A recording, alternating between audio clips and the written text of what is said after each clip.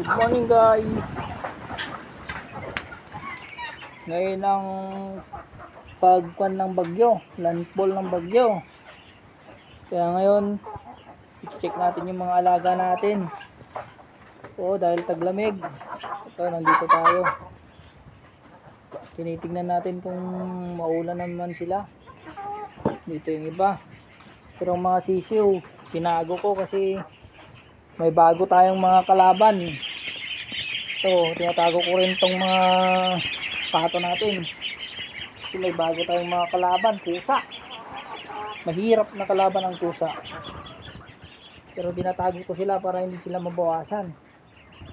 Kasi may mga ilang-ilan na rin nadali ng pusa. Yan. Dito sila.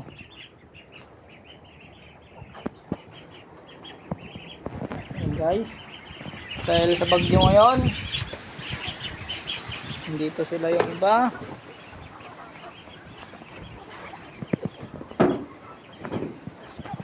Yan. Mga pato natin nandito.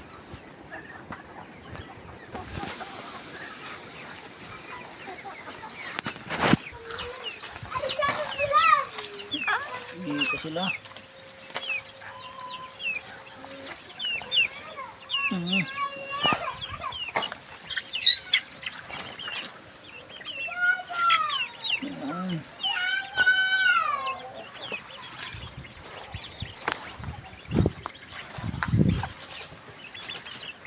Dito sila.